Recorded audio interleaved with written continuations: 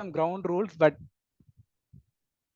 what's the silliest reason that you would have given in your career to take off a day, a leave, or something like that? Maybe let me go to the chat room and read it out. Anything? Okay. Yeah, someone in the family passed away, right? I think we are talking about project managers and people who are 10 plus or 15 plus years of experience, not well and all, right? I'll tell you, a friend last month, right, when he was talking to me, he's a manager, and by the way, right, and he was telling that, hey, one of my team member, right, he just took off without any information, and I tried calling him. Of course, he rejected my call, and he sent me a WhatsApp message saying that, bro, I'm stressed out. I'm traveling to Ooty and be back on Monday. Please do not try to reach me. So that's a WhatsApp chat. And of course, he did not respond. And then he came back. He said that, oh, I got stressed out. So this made me think through, right? So even for even a couple of weeks ago, when we had to take a day off from our work, right? So we have to thinking, oh, should I go for a planned leave? Should I use one of my sick leaves? Should I say that one of my family member is sick? That's the kind of thought process that we were in, and now we are dealing with a different set of people who are totally coming out from a different caste, like they are from a different mold, I mean, right? So they are totally from a different world. Their thought process is totally wild and different from what we were brought up. Okay, so that's what I thought, okay, it's a relevant topic because a lot of my friends who are in this project management, resource management activities, right? They have told that there are difficulties they have seen handling the Gen Z, right? Again, uh, some of them are perceived not really like a problem, but some of them are problem. So maybe as project managers, I think most of us here are project managers, I'm assuming, because when I told we are having a session on Saturday morning at 11 o'clock, I was asking who will join a session on a Saturday morning. Vinay, he told, no, you see, there will be people joining. Then I understood the kind of audience that we are going to get for this call. So who love to work 24 by 7 most probably. So uh, coming back to this one, right? So we have, as a managers who have resources working under us, trying to understand what are they, right? It's not the problem with them. It's probably just a problem with them. Probably it's with the way that they are brought up. Right, the world. It's not the. I'm not taking about the parenting part of it. Just the environment that they grew up. Right, it's vastly different than how we grew up. Of course, by using Insta or WhatsApp, we can think that we understand them, right? Them, when I say them, okay, let me say define what are them. So the Gen Z officially is, I think, 97 to 2012 is what the Gen Z definition says. You can go to the next slide, but we can probably take the cutoff at 95, right? People who are born after 95, right? So just because we use Instagram, we use the tool that they use, we think that we understand them, but I don't think we really do. We are like transformation kind of people, right? We started with a world where radio and TV were the primary entertainment, and then cable TV, and then satellite, and then we moved on. Then now we have seen both analog world and digital world. These people are digital first. When they were kids, they had phones to access. They probably started with a smartphone in their teens, pre-teens. They started with a smartphone. So the whole thought process from their side is absolutely different than how we think through. And just these numbers to just have an understanding, right? So close to 25%. This was an estimate. I believe this is probably true now. Most of the people joining us are Gen Zs, of course, and and then and it is not a surprise that Gen Z spends 8 hours daily on social media. I initially thought it is an exaggeration, but if you look at us, meaning who are maybe 30, 35 plus 40, or I don't want to go into the numbers again, even we spend a lot of time in phone, a couple of hours at least a day in our social media. And so I'm not surprised that this number is too big, that it is equivalent to 1/3 of a day, but that's a fact, right? And then another fact, this is a number that like 62% of them, they as the aspiration point of view, right? They say we would like to become entrepreneurs, right? When we grew up, right, our career aspiration will be like to join a big company and then that's it, right? Settle. And maybe our progression will be like to go to the topmost position in the company or to the known position that we know, which is whichever is the topmost role. Okay, AVP, VP, director, right? Whatever could be that role, we aspire to become a part of a larger organization. And those were the times when those Infosys, Wipros, TCS, those kind of mega size companies also grew up along with us, right? So we saw them as the ultimate destinations for us, at least from our generations, right? But a lot of the Gen Zs, they have aspiration to become entrepreneurs. They don't see career the way that we saw our career. Like when we had started our career, what is our thought process about growing? That is totally upside down now. I don't. They have a, and I'm not saying everyone. Again, this is not right to generalize everything, but vast majority of people, right? Their thought process is different. They want to become grow faster, and they see entrepreneurship as one of the way to get there faster, right? To be someone noticeable in a much shorter period itself. Can we move to the next slide?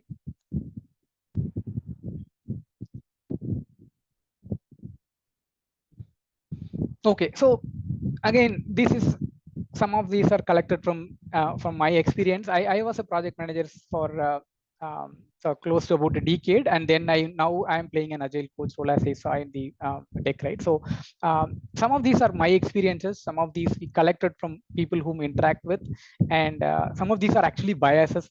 Truth is there. Some of them are biases. That's why I called it as appear lazy and entitled. This is I've seen that, right? We see them not really kind of okay. They're always kind of laid back and not really kind of showing that the kind of attitude that we would probably want them to show. And sometimes they behave entitled because unlike us, who mostly are first generation corporate workers, most of us are like, so we are breadwinners for our families. For Gen Zs, probably their families already had one or two people working already in corporate, their fathers, their cousins, their uncles somewhere, right? So they, and then mostly uh, their family wise, well, economic sense wise, right? They have a slight more, they appear entitled. And then the other problem is that they're always on phone, either on call, but that's actually least part, as we saw in the previous slide, right? Mostly they are like in the phone doing some social media engagement, and this makes them distracted from our work setting itself, right? They are there, even if you ask them to come to office, they are there, but they are not there because they are in their own world, right? And then appear sensitive and quite quickly. Okay, so they appear very sensitive sometimes, right? When you give a feedback. So uh, what's the worst punishment we would have got from our school times? It's like we get caned, right? Probably meaning stick, using a stick is not a big problem at those days, right? But now these Gen Zs and even after that, right? So they usually get pampered even in school, I would say. Again, for right reasons. Again, using violence against child is not right. I agree with that. But at the same time, right, they get slightly pampered. See, I'll tell you an example, right? A couple of weeks ago, there was a parents teachers meeting. Okay, so I was there, and all the questions I had is like, uh, is he focusing on the class? Is he distracted? For my son, right? And then is he disturbing others in the class? And is he interacting with others properly? Manners wise, are he good? These are the three questions. I barely spent 1 minute with the teacher, right? But waiting for that, right, I can see people spending 20-25 minutes on a class 9 or a class 5 kid. 20-25 minutes. I was not able to understand what kind of questions they are asking them, but I overheard some of the times. The I see that during my times when the parent teachers meeting happens, right? I can still remember my mom told to my teacher, just don't touch his face and leave his eyes. You blast him whatever you want to, just make sure he gets good marks, right? She literally told that it's like everybody in your class will be there, all the parents will be sitting. She literally told this, okay? And now I can see the parents are aggressive, and the teachers are like, no sir, we are trying to like it's the tables are entirely turned, right? So I was like, okay, who is getting the feedback now? Is the parent getting feedback about the kid, or is the teacher getting feedback about how the class is being done, right? So the context I'm giving is there, right? Where we are coming from and where we are right now. Give any feedback. See, even my kid, right? When we give a, if you just change the voice tone, if you become slightly stern in your the way that you respond to them, they become they almost like cry. But during our times, most probably, right? We never had the guts to talk to our parents. Or my father is like, no direct line is possible. I have to go through my mom to get things done, and like getting the progress report signed by father is the biggest achievement that we can do, right? Even with all good marks. And at the time, right, nobody gave 100 out of 100 for languages. I see kids is getting 100 marks in language. Oh, I used to get 90 or that itself is a great mark in language. They always strike out marks for handwriting or whatever, no? But so that was a big achievement for us to get the progress report, or so colloquially called rank card. They used to put number 1, 2, 3 ranks and all, right, those times. So that was a big achievement for us. Now if you just even talk loudly, they became very sensitive, right? We can see some traits there in the Gen Z also, right? You give them a feedback, they get, they don't really are open enough to accept the feedback. And then asking for too much of flexibility. One of the other problem, or the reality here, is that most of them join the workforce just around the time of COVID, right? 2019, 20, 21 period, and after that. So the workplace started for them remote first. Most of them did not even get onboarded, like physically, right? I saw one of the team member after he joined the team 1 year, like he joined in 2020 July or something. I saw him first time in 2021 July. That is when the company mandated you have to come once to office at least, just to at least show your face that you are really alive. Okay, that's when I saw him working for me in my team, right? So they started with that, right? Now losing that, now they took that for granted. I'm not taking this, telling that as a mistake, but then since they started in the work from home and remote kind of setting up, right? Now most of us are being called to work back at office, right? And I do like it in some parts where I interact with my colleagues, but then I also have my family commitments where I don't like it fully. Oh, 5 days again, even I might not say yes for that, but we are going there again. That's what we can see, right? But them, they are now very reluctantly pulling themselves to office. They don't like to be at office because they live mostly in the virtual world. This is like like that's a movie, right? Matrix. Like they're living in that matrix only. Their physical bodies are like in a room, but they are living in that matrix. Okay, so and then other problem is that the communication, right? They absolutely don't like the formal way of communication. For us, communication, when my manager gave me the feedback, hey, you have to improve your communication, it obviously meant the emails, right? That is the official way of communication. These guys, not blaming them, they don't like reading emails. Writing emails also they don't like. Okay, so because they grew up in a place where like the Snapchat world, Insta world, right? So instant feedback, or do something and immediately they want the response. So email is like, oh, who checks the email, meaning is the first time. See, we used to check first thing after you come to office. The duty of every employee is to check emails, right? Now I've added plus one. There is one more thing I check in the morning first time. What has Trump done to us? Every day morning there is something new. Okay, one bomb and after another bomb he will create. Today morning also, just before the call, I was just browsing through, and I know most of you would have already known that news, right? So it's like, they don't do that, right? Emails is like after they come to workplace. Oh, did you see that email? Oh, Shiva, did you send me an email? Sorry, can you just uh, put it in Teams so that it's easy for me, like that's something. And even the tone of the email, right? They don't, it's like it's not that they cannot learn, they're not prioritizing the emails. It's not like if I tell that this is how you are going to be rated, maybe they might go and put effort. If they put effort, they can communicate much better than us, is what I feel. But just that their priorities are different, Shiva, I told you na that day. That's it, right? Why you want me to put it in email? We know why getting that in email is important, because as a manager, we would have seen hundreds of times where we missed to document something in an email and it bombed on us later, and then we stood in front of client with a sorry face. Right? So those things we know, but they're they're now still slowly learning that. Okay, and then low engagement. I think we slightly touched on that. Okay, hey, not blaming you, Silesh. Okay, I'm coming to that. Don't worry, this is not a blame session. Let's all target Gen Z and kill them all. No, that's not the objective here. Okay, I'm just saying that we are not showing them why it has to be done. I'll come to that point. Okay, and we feel that, right, their engagement is like slightly lower, and then email manners we just slightly touched about, right, and they prefer solo at times, right, they prefer solo, like working in individual capacity, they like doing it, and sometimes in a teamwork environment, right, something it doesn't really go well. Again, this could be a problem across generations also, it could be again individual, right, but if you can see the bucketing here, right, slightly more towards solo is what we can see. And then this point I already touched when I told them they are being sensitive, right? Again, this is not their problem. It is how they are conditioned throughout their life, right? We are brought up in a way, so we know how to face when we come to workplace, how to face, like, but they are brought up in a different way. We'll move on to the next slide.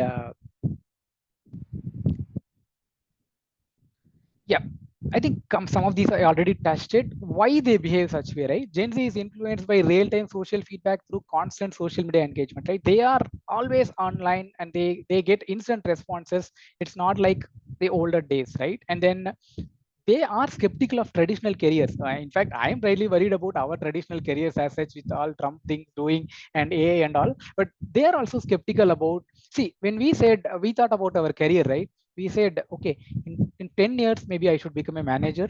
20 years maybe director or AVP. 25 years, and then I'll retire, right? Maybe you would have planned your career in such a way that you will think about a long term, right? A marathon kind of thing. For them, the career is not really like that. They are, most of them have a thought of like, I'll try it out. If it vibes rightly with me, right? If it vibes rightly with me, I'll continue doing this.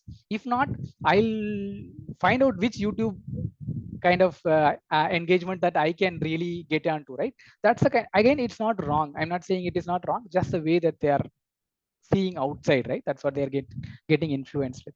And then um, I just talked about the COVID-19 and this A and all, right? So they're seeing that, right? They saw their parents and their cousins working from home and losing jobs sometimes in COVID, not in IT but in other jobs, right? So they have seen all these things. So their thought process about career itself is now totally changed, right? Oh, maybe why if at all I spent 10 years in building a career, and in one macroeconomic problem, one decision by Trump, one global war or whatever that can happen could wipe my career, then why should I really kind of focus on my career? Like, maybe that is pulling them back. I'm just thinking aloud here, right? And then the last point is actually a good point, right? They prioritize autonomy and meaningful work, and then flexible structures over strict hierarchies, right? They want to have autonomy in what they do. Um, so it is really not a bad thing to do. We got our autonomy probably 10 years into our career, right? After we became a lead, or after we carried a lot of weight for our team, we our leaders started believing, okay, giving it to, say, Srini or Shiva, they will do it, right? That kind of an autonomy they will give after we showed that we are capable of doing it, right? We are capable of owning things and delivering things. But they wanted sooner than that. They're asking us, guys, tell us what to do, not how to do. Give us flexibility in the way how we want to implement it, right? That's a whole change in the thought process that they've gone through. Next slide. Okay, so this is the canvas now, the problem statement and why they are behaving the way that we think they are behaving, right? So what are the things that we can do? Again, this is a key slide. All other things that's coming down is like, again, maybe explanations of this one. First thing is that understand this, right? Empathy, right? So you understand. I feel as if I'm talking to a parent session for a teenager, right? So this is the same teenage problem that counseling is given from the doctors, right? A psychiatrist, right? They tell, oh, like, preteens to teen, they will be like that only. You have to kind of adapt and make sure they are not hurt, and they are grown in the right way, and you don't use words that will degrade them, you don't use words that will hurt them. All these things, our friends who are doctors, and then they give these advices. I feel it is very similar approach, not exactly the same, because workplace is workplace, home is a home, that we have to do with them. Understand they are coming from a different world. Of course, we cannot go entirely to what they want to do. At the same time, because organization has its own requirements, right? It pays people because it has a set of requirements that needs to be done, right? At the same time, how to bring them onto fold? So first thing is that understand why they are doing it, then don't give them the piecemeal work. So in our days, if somebody gives us a task, we are asked to do the task, don't ask question, right? We would have asked some questions, but at the same time, beyond a point, right, we'll stop and say, okay, my boss is asking me to do, I know it is monotonous, it is boring, because but I have to do it because anyhow I am getting paid, and then he's my boss, so it's a hierarchical world, so I'll have to do it, right? We did it in the past, we have done it. Now we have maybe we have started doing more autonomy and then able to do things as we mature, but they're starting these questions right into the day one into their careers, right? Sure, why are you doing asking us to do this? Is there a better way to automate it? They're asking us, but I'm telling, okay, I know there is a easy way to if you automate it, it will take a week, but this week's deliverable is tomorrow. Can we do it this time in a manual way, and next month we can do an automated way? So I am telling them, I'm trying to meet them in the halfway. I cannot go with exactly what they're asking, because I have a requirement to be met this week itself. But at the same time, what he is asking is the right one, right? He's trying to understand the problem and make it easier for the future. Or he's asking, why are we doing this? Explain me, so that I can probably find out a better solution than you asking me to put 8 hours in this spreadsheet or this deck, right? Instead of that, tell me what I can do to better the whole process itself, right? So we have to actually be more open and lightly, I mean, slightly kill our ego and bring it down and say, try to explain them, because our ego will say, hey, you know what? When I the same way I cannot tell them, right? When my manager asked me to do, I was doing night shift without any night shift allowance. We work 16 hours a day. The moment we start talking about this, they will zone off again. Their physical body is here, they are mentally somewhere else, right? So there is no point in trying to preach them, and what worked then will not work now, right? We have to come to that understanding as well. And third point is that shift to quick frequent one-on-one. So feedback, do not accumulate feedback for your mid-year appraisal or annual appraisal, or even for us they tell, give you mid-year appraisal or something like that, or frequent appraisal. But for Gen Z, the feedback has to be transactional. At the end of every transaction, you tell that, so that you don't accumulate a depth of this one, and then when you tell the feedback, right, they are totally shocked and they're not expecting, right? So try to keep their conversations going on, connect with them as frequently as possible. Like when we used to be say team members, maybe one manager was there for 12 to 15 people. He might not have had a chance to talk to us about our career or in detail about our work daily, right? Apart from the status calls, he'll be doing some proposal work for another project, right? He might not be interacting with us that frequently at all. But today we have to do it. We have to spend more time with the team. Rather, I know we have, though we are called as resource manager, people manager, project manager, right?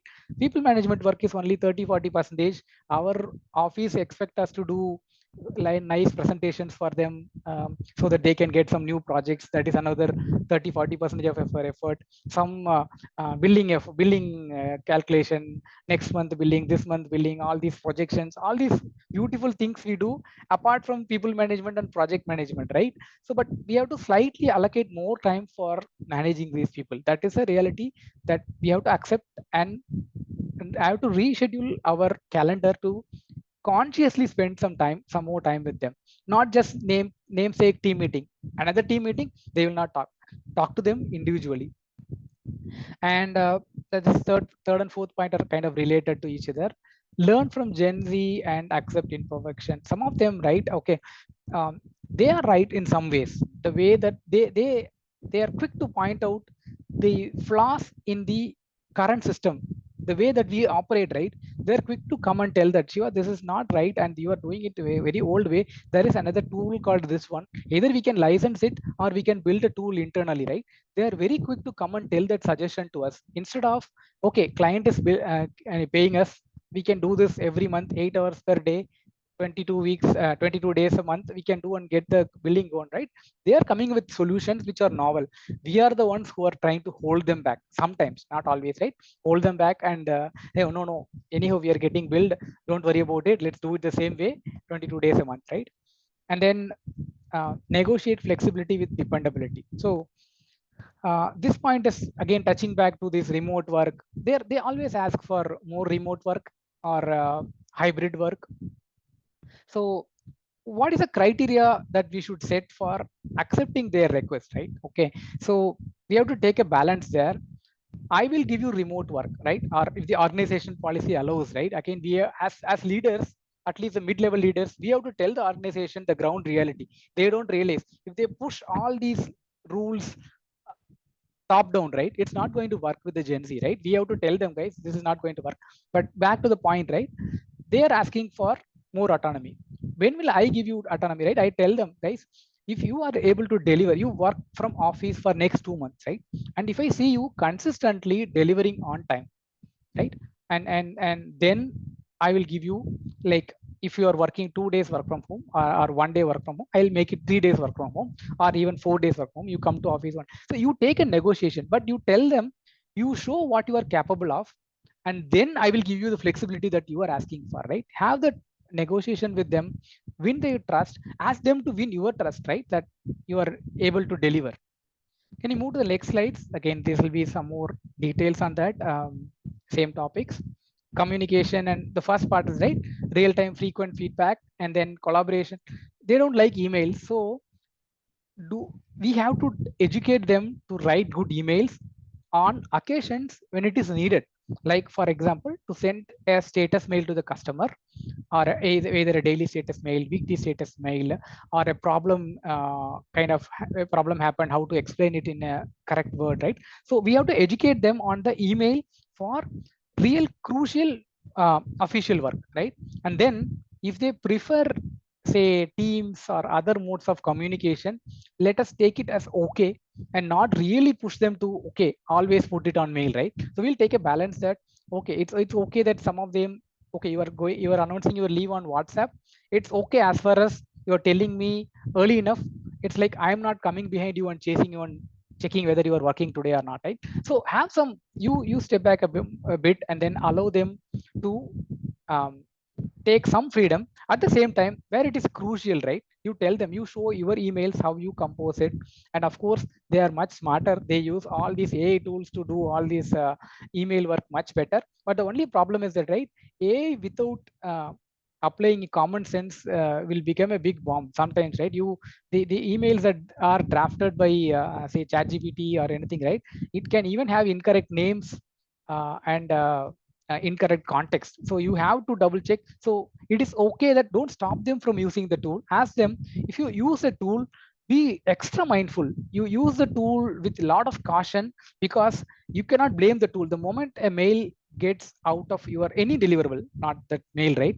The moment a deliverable goes out of your mailbox to another person, it is your deliverable. You are here for the accountability. See, tomorrow all AI will capture most of the mandatory, basic, repeatable works, right? So we will be there as a person who is accountable, who is making sure it is doing the way, right? We have to move one level up the chain, let it do all these mundane, repeatable tasks, right? So you are here for the accountability. Don't tell that the email from ChatGPT or whatever your tool that you are using, right? You take ownership of the content. And then uh, understand their strengths and preferences and coach accordingly. You have to spend more time with them, same as the previous point. And they have to, okay, they have to be slightly pampered than the previous generation. You have to tell them, see, I know about your aspirations, and I'll do what I can to get you there, and give feedback tailored for them. You cannot give a standard. See, I remember, right? Our appraisal forms, how it will look like. If you go back and look at all the appraisal forms from 10 years, right? All of us will be getting very similar comments, because that nobody will be checking with each other what is the comment that you got from the manager. It will be like, okay, but most of us know, right? It is the same standard vanilla text. He did all the good job, good luck for next year. That's the standard text I see in most of the appraisal. That will not work for these people. We have to tailor it. They have to know that they are getting the focus from our side. And then share the problem clearly and give them autonomy to solve it. Again, we touched slightly, right? Explain why it is done, and then let them decide how it is done. Again, within your framework. I'm not saying that, oh, let them architecture the whole problem. No, architecture is already there. Even your high level design is already there. Within that high level design, how exactly to solve that problem, give them the flexibility and trust them, right? And make them, as we are telling Agile, right? If they have to fail, let them fail at the early steps itself, right? Then we can educate them. But do not tell, exactly handhold them and do, make them do what you wanted, and then do not expect them to have a own identity, right? Then after a couple of years, right, if you see, all his emails will look like your email only, because you are the one who exactly actually indirectly drafted those emails, right? So give them some autonomy to do. Let them not make mistakes. Let them copy, sometimes by mistake someone, learn from that. Let them get the impact out of the mistakes that they do, right? And then let's empowerment fosters ownership and innovation. Okay, you empower them. Again, we already told, creating an environment they feel trusted and empowered. So they have to be slightly pampered. Don't want to use that word, but that's the best I can come up with. Maybe there are better ways there. Okay, and move on to the next slide. Exactly. Yeah, so work life balance, they are very very specific about it. And what I am getting from the organization, right? Apart, so earlier times we used to fill our appraisal forms, and like, what I did this delivery, hundreds of points, right? There will be, during appraisal time, our manager used to ask, these are all your bread and butter, Shiva, this is your work, what extra did you do to get a good rating? It's the standard question we used to get, right? Now the organization, now we are having them, right? Gen Z is there, so they are asking us, right? You're paying us, like, that's fine, that is for the time that we spend with you. What else you provide us so that we can grow, like, either are you funding us for certifications, are you sending out for any college or something? Some of the companies sponsor certain part-time degrees and all, right? So they're asking, what else you give us? They're asking what you give. The tables again have turned, but we'll have to see. Continuous learning philosophy was always there in IT, but we used to, like, for $100 voucher, we used to ask our manager, remind him, and then send so many emails, and finally we get an approval and go and take that exam, right? That's how it. Now it is like they're asking it as a kind of, they own it. There's a privilege they have. They want to do it because of course they want to learn, right?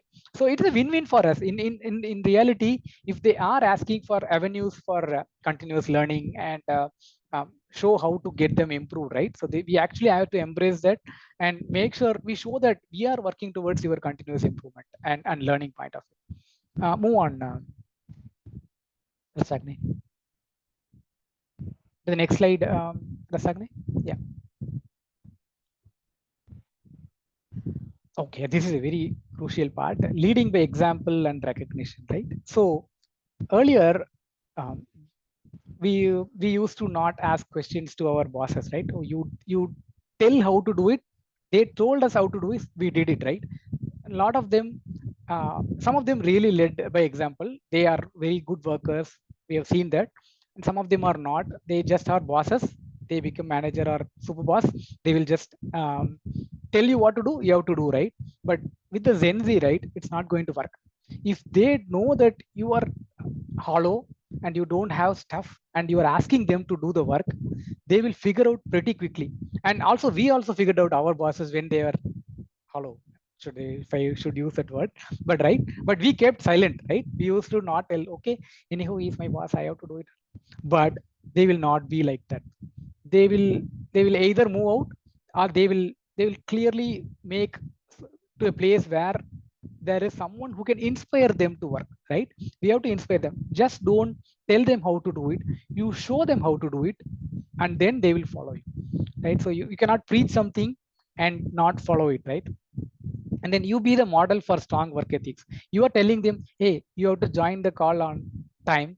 And if you are the last person to join the call just because you are the boss, what kind of message you are telling him? So this is like, all these are like, we have to set an example for them as a manager. I should not use the word boss. As a manager, we have to give the work ethic. So if he knows that you are working exactly the work hours, and even stretching as needed, right, then he will obviously be inspired by doing that, right? You cannot preach again something and not follow the same. Recognize achievements publicly and privately more frequently. See, when they do something, you appreciate them privately, definitely, and publicly, definitely you do that. You praise them. This is where they thrive on. Like, they want them to be pampered. We already saw that. You and this is very human nature, right? Forget about them, right? Even when somebody praises it in front of a large audience, right, it be it an email or a forum, right, we all like that. So definitely recognize their achievement and call it out in a large space. And of course, all managers, we know, any feedback, give it in private. This we all know, we are trained to do that. But somehow, in the heat of the moment, in some calls, we behave differently, right? We call out, hey, why have you done this? Like, do not embrace. This is true in any organization, any situation, but very true for the Gen Z, right? Do not give them negative feedback in a public forum at all, right? And build trust through transparency and active engagement. Do not try to manipulate them, right? Don't like try to manipulate them. Be very transparent. If you are seeing that, okay, in 6 months he is asking for a role change, and you see that there is no way that there is going to be a role change. You Sometimes we cannot be fully transparent, but you try to be as much transparent. Do not mislead them, saying that, okay, it is going to happen in 6 months, it's going to happen now. Because unlike us, their patience runs out much faster than us, right? So moment they feel that their trust is broken, they will leave. And they will not show signs. There is something called as a quiet quitting, right? I think I heard the word, like, quiet quitting. Like, usually people give all signs they are going to leave, right? My emails and all will be very hot. You know, this guy is all up to something, right? Your his LinkedIn profile will be open to work. All these signals are there, so you know this guy is going, right? But there are people who are doing quiet quitting. Like, everything will be normal, you just gave him a lot of appreciation, he just got promotion, but then on one day morning, without any warning, he just puts his paper, right? Quiet quitting, Gen Z is known to do it, right? I've heard stories where day one, day two, they have quit because they don't get the vibe right in the new office, right? So be aware of these things, win the trust, and make sure the trust is mutual. Let's move on, Rashad. Yeah, and they do this, right? What we should learn from them: boundaries. They have very good work life balance expectations. Actually, this is something maybe we should learn from them, because for us, Saturdays, Sundays, Mondays, all are same. And we log in at 8 o'clock in the morning to check emails, and then 10 o'clock for work, then stretch up to 12 o'clock, and we tell that as a proud thing to our family and everyone, that, oh, I work 16 hours a day, is kind of a something, a badge that we carry with us, right? But if you think deep enough, you will understand that the Gen Z, what they're asking for is not something wrong. Actually, now in our 40s, I started realizing that work life balance has more meaning than what it used to be, right? So something that we should learn from them: wherever possible, prioritize your family. Just, I know maybe you might not expected this in a session like this. I'm just telling here as a fact. Tech savvy, they are tech savvy because they are like, they started digital first, they are new, they are fast learners, they are quick to learn, quick to adapt. So let's try to emulate them in those aspects. Challenging status quo, right? They don't hold back. Asking questions, challenging status quo, they're absolutely on it, right? We are like, should I ask this question? The beginning of the meeting, that question would have started. I will be thinking, okay, should I ask this question, should I ask this question? The meeting would have ended, and even then I would have not had the courage to ask that question in the larger forum. They are very good at it. Good at it. Let's break the status quo. Uh, I think, yeah. Let's move on. One more slide. So most of the all theory part I have done it. Again, this is not just plain theory. Some of the observations I've seen from the way that people are interacting in our organizations, my past organization. I chatted with my friends also, right? The challenges. So again, not after this meeting you go and talk to a Gen Z and all the problems are solved. It's not going to work that way. Only thing is that we have to understand why they are working the way they are working, and then one or two principles, right? When you are interacting with them, if you can apply, it might probably one step towards understanding them and getting a better workplace for them and for us. So I'll pass here and I'll wait for some questions from your side.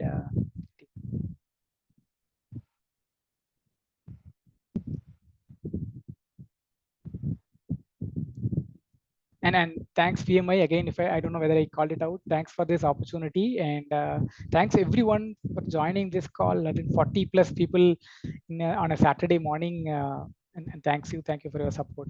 Thank you, Vinay, for asking me to do this. Yeah. Any questions, team? Not a question, but Vinay, I think your question is invalid now. Any Gen Z's joined this call? Yeah. Hey, if there are Gen Zs, I would want to hear from them. I know I was actually accusing you. Some of them are biases. Our biases on you, right? So, did am I way off target, or some of them are true, or am I making too much of assumptions based on a few conversations that I had? Any Gen Z is there? Please pick up or type if you are shy to do that. I know you are not shy.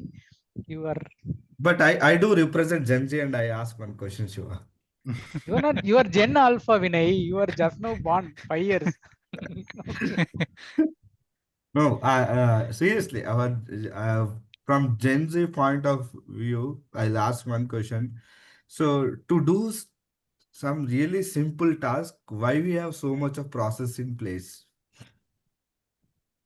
Absolutely great question, right? So process, of course, as a project manager, now these processes have ensured that a lot of these checks and balances are done, right?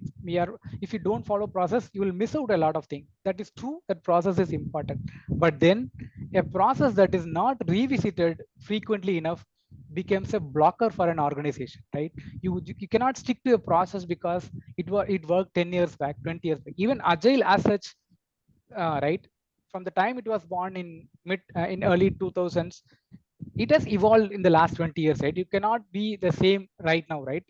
If the processes do not evolve, there is no point in having processes at all. So and it is good that the Gen Zs are calling out incorrect old processes that are blocking us from actually making progress. That's why small companies succeed much better than larger organizations, right? Because they have less process, less approvals, and I just go and talk to the CEO, and then who is actually sitting in the next room probably, and then get done with it, right? So um, they are needed, but should not hold us back, Vinay. That's what the see. Agreed. Agreed. Any Any other other question? questions? Yeah, any other questions? Please unmute yourself and speak out. Yeah, this is Sai. Shiva, I have a quick question. Shiva, especially Gen Z as such, their expectation is everything to be fast. In the lines of, I would need quick wins. I would need an immediate feedback. I would need maybe a quarterly feedback or a quarterly review, or even equally also on Monthly. those hikes as well. Now, considering the difference between what corporates would actually lay as in process versus that of meeting their expectations, how should we balance this? I can maybe definitely take feedback sessions for sure, but that way of faster growth, faster way of pace expectation, I usually find a difference in handling this. What do you think? Very true. And see, we are at a phase of, see, even our organizations like Infosys, TCS kind of organizations grew at a much faster phase in the 2000s, right? Early 2000s, mid 2000s, like 30% growth was kind of common. Now we are barely surviving every quarter on quarter, month on month, or year on year, right? And going forward, our growth has kind of flattened, and we are not finding any new jobs also getting created out of the industry. And we are at real crossroads. It is very difficult to manage the I used to tell project manager, everybody from outside world thinks they are the kind of wielding power like Harry Potter to do everything, but they are the poorest people in an organization. The leadership, your AVP directors and all, they come and kill you. The team members, right? They are thinking you are the one who is blocking their progress. We are now getting sandwich between these two layers without having solution for lot of times, right? I moved out of the project management side to Agile coaching side because this appraisal was becoming some 30-35 appraisals I used to do was becoming like a mental problem for me, communicating that to the team, right? That 30 people.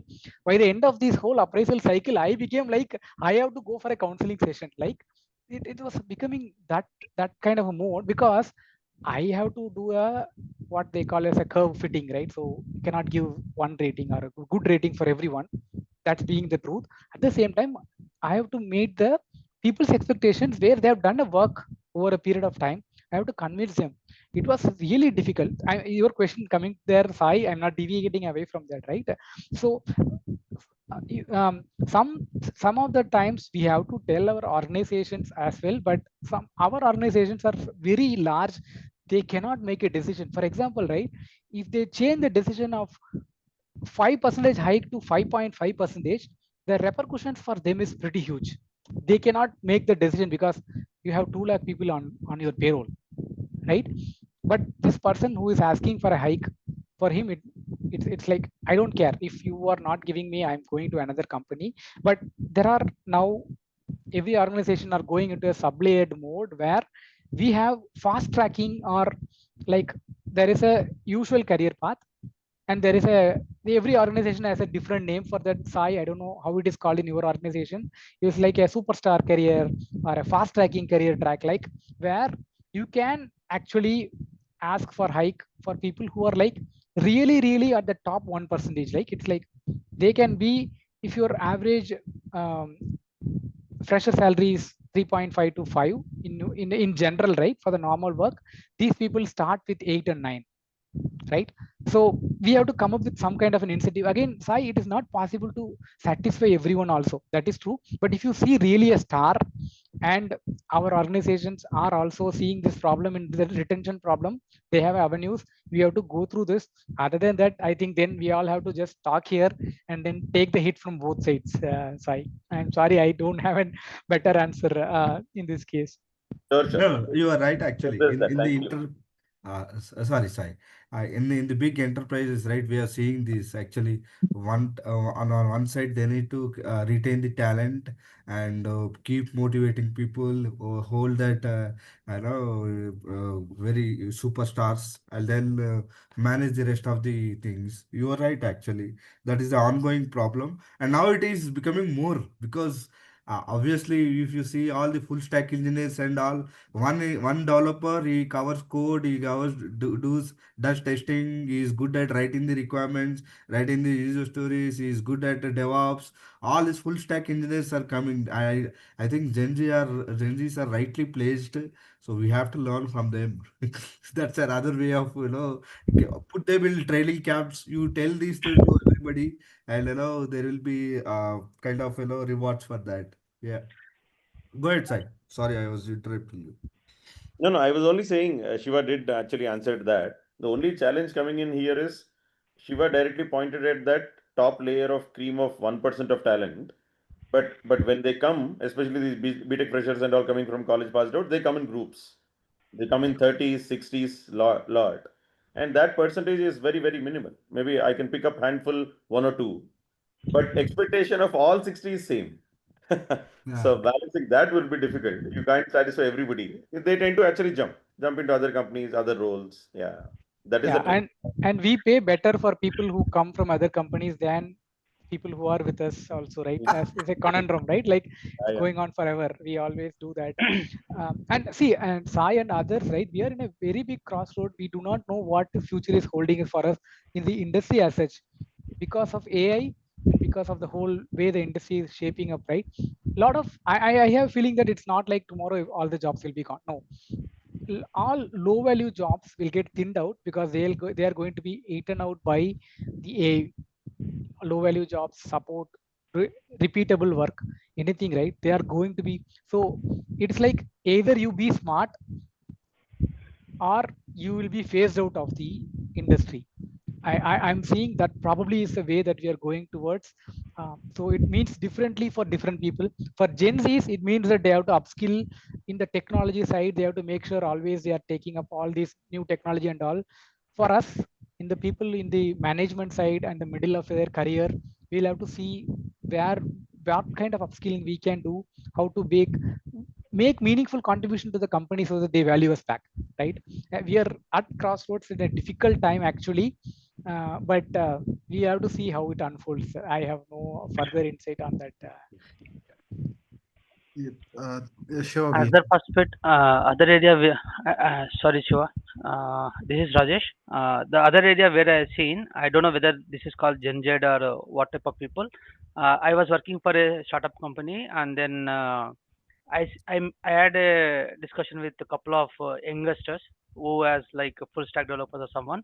So when I had a cup of, I mean, went for a chat or something, on a personal note, their agenda was more on career of 7 years to 10 years working, right, and then trying to see what they have their set of goals like next 7 years I will be working like anything, and then planning for certain amount of money and then sustain somewhere.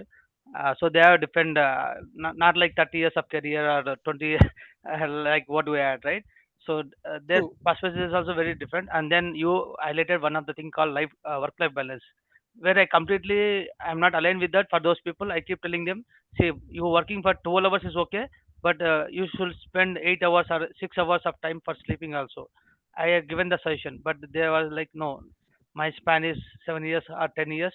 Let me do whatever I can do. Whenever it is okay. required a break, we will take a break. Yeah, so their outlook is totally different. They're talking about break of 6 months in a career of 5 years. No, they're telling me, I'm going to take a break of 5 months or 6 months and try to do some organic farming or YouTube, whatever they're telling. Na, it is like very shocking for us to even interpret what they say, right? Okay, Correct. what are you going to do? Meaning, if you go back in your career and say, probably if you are the breadwinner for the family, if I quit my job and now go and do something for 5 months, who will feed my family, right? I don't know, but that's why they're from a different world, uh, Yeah. Yeah. Rajesh. Just want to share my insights also. And absolutely, I wish they are telling the truth when they are telling about another 5 7 years and then I'll quit and do something else, because a lot of my friends, right, who are in US, I came back, they said that Shiva, you go, I'll be there in a couple of years, right? It's like 12 years after I left, they're still there. So like, so I know they will not come back. So I hope it is the truth, but yeah, thank you, Rajesh.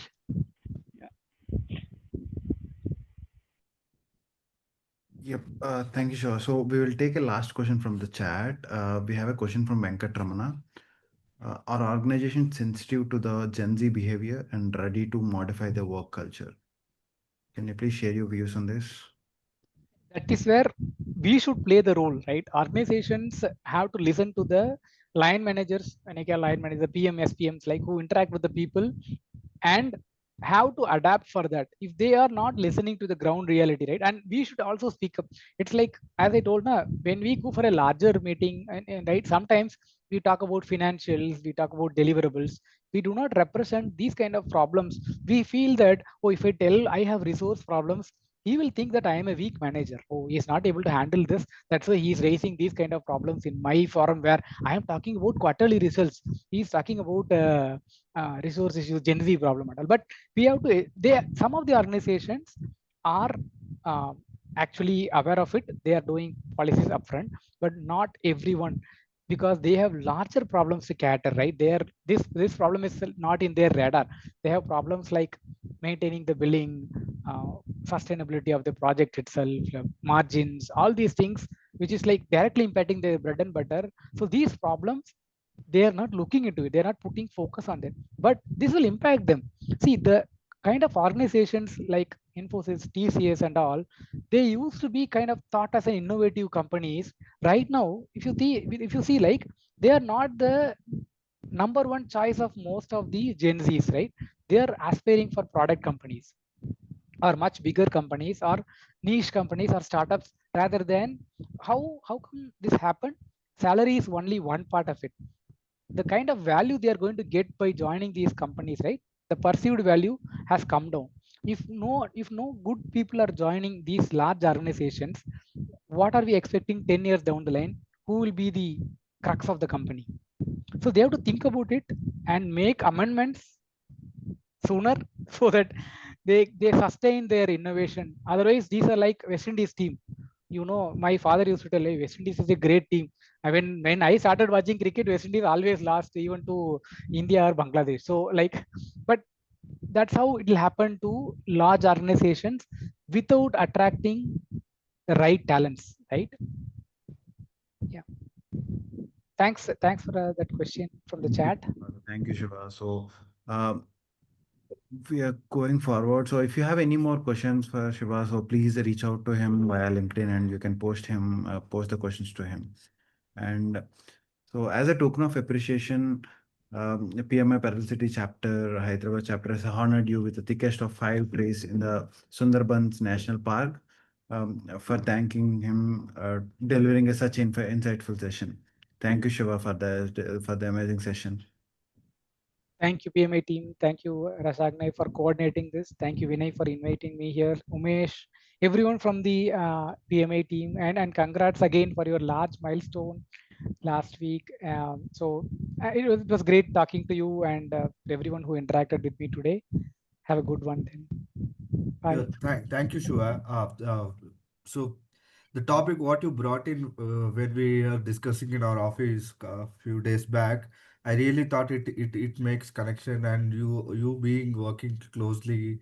I know you are interested in working. You are always hunger for learning things and know what these Gen Zs are doing, and we can learn from them. I think it was a very timely captured session. Thanks for your coming forward. I know the busy schedules what we work in day to day, but yeah, thank you once again from the PMI Policy Hyderabad chapter, and we look forward for another session. So we'll be reaching in future. Thanks again from entire PMI PCC board and volunteers. Thank Thank you, everyone. And to the audience, like Thank one you. PDF related to your dashboard in 1 week. So please reach out to events at the rate of pmipcc.org after a week if there is PMI PDUs is not credited. Okay, and please share your feedback in the scanner, so which will improve us in going forward. Thank you all then. Thank you, Shiva. And these are the social media handles. Please follow for the upcoming sessions and all. Sure.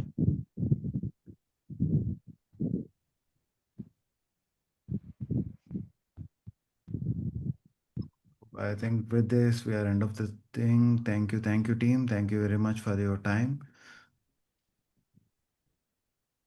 Thank you all. Thank you. Thank you all. Thank you.